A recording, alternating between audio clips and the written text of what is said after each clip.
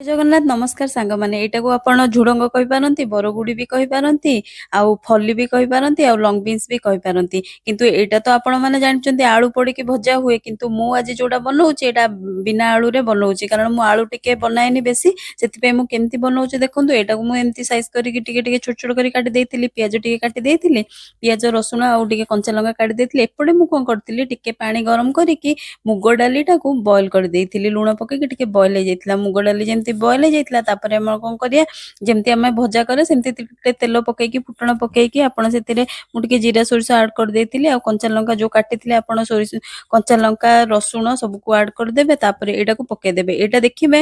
ଏଇଟା ତ ମାନେ ବେଶୀ ଇଏ ଦରକାର ନାହିଁ ତାକୁ ସିଝିବା ପାଇଁ ଟିକେ ହଳଦୀ ଲୁଣ ଆଉ ଆପଣ ଜିରା ଗୁଣ୍ଡ ଧନିଆ ଗୁଣ୍ଡ ମିର୍ଚି ଗୁଣ୍ଡ ଆପଣଙ୍କ ହିସାବରେ ଆପଣ ପକେଇ ପାରିବେ ଏଟାକୁ ସ୍କିପ୍ ବି କରିପାରିବେ ଟିକେ ପାଣି ଦେଇକି ଅଳ୍ପ ହାଲକା ପାଣି ଦେଇକି ଏଇଟା ଟିକେ ଯେମିତି ମାନେ ବଏଲ ହେଇଯିବ ବେଶୀ ବି ବଏଲ ହେଲେ ଭଲ ଲାଗିବନି ହାଫ ବଏଲ ଯେମିତି ହେଇଯିବ ତାପରେ ହାଫ ବଏଲ ହେଇସାରିଲା ପରେ ଆପଣ ଦେଖିବେ ଏଇ ଷ୍ଟେଜରେ ଆପଣ କଣ କରିବେ ଏଇ ମୁଗ ଡାଲିଟା ଯୋଉ ବଏଲ ହେଇଥିଲା ସେଇଟା ବି ମୁଗ ଡାଲି ପୁରା ବଏଲ କରିବେନି